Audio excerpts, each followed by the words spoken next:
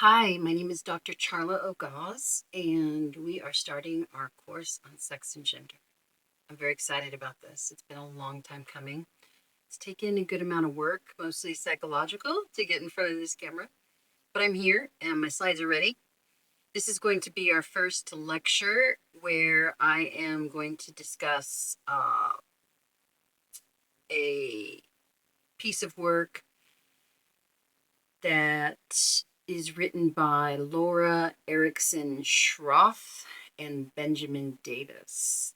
It is a book called Gender, What Everyone Needs to Know. It's published by Oxford University Press in 2021. So our first question is, what is sex and what is gender and how are they different? That's the intent of this video. The term gender was first distinguished from sex in the 1950s when psychologists began to discuss the idea of gender roles, behaviors, and responsibilities given to people by a society rather than flowing from their biology. Since then, leaders across disciplines have sought to better understand the roles of biology, psychology, and culture on gender. New language has emerged alongside rich scientific inquiry and research. Increased visibility of transgender and non-binary communities has brought awareness to a range of gender diverse experiences. While legal battles, wage disparities, and health inequities continue to prove gender's relevancy in today's world. So what you see here is a very clear delineation of biology versus culture and what society gives us as well, which would be the social and the cultural. What often happens in anybody referring to sex and gender is that the two are colluded. They're considered to be the same. The terms are often misused. So instead of asking us what our sex is, which would be male and female usually on forms, the forms will ask us what is our gender and then offer us the choices of male and female. This is incorrect. And it's a pet peeve of mine and anybody who understands gender and sex as different categories. So our goal is to come to understand how they are in fact different categories and why it's so important for us to differentiate between them. We're going to complicate that. In a sex gender system, sex/gender means the two are interacting and colluding or even losing a boundary between them at the same time that we attempt to create that boundary so that we can come to better understand what is sex and what is gender.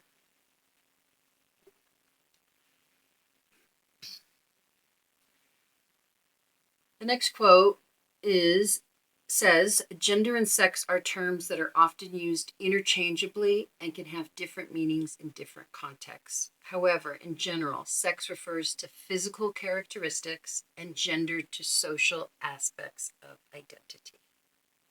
Okay. So they very clearly state that for us there, just as I did. Our next question is, our first question is, are there only two biological sexes?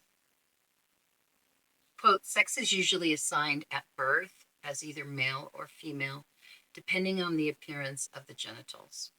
There are also many people who are intersex, meaning that their bodies do not fully match our expectations of either male or female. Intersex people may be identified at birth, but many are not. We're going to delve into intersexuality in our next video lecture. And right now, though, it lays out quite simply that there are, in fact, people who do not belong to male or female as the only two categories of sex. Wow. Okay. That blows a lot of minds, and that's what we're here to do. Obviously, in the acronym LGBTQ. We've now added plus IA. I stands for the intersexed. So to a certain extent, they're being recognized. And yet, people are so confused on this topic. And that's the importance of our course. Quote, we have certain ideas about what typical sex development looks like. Those with XX chromosomes are expected to be born with ovaries, a vagina, a vulva, and a clitoris.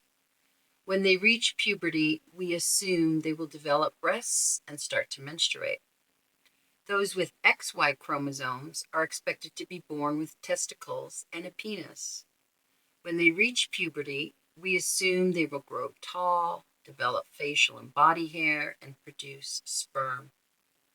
Even among those who match these typical trajectories, there can be a tremendous amount of variation. Intersex people can differ from these expectations in many ways.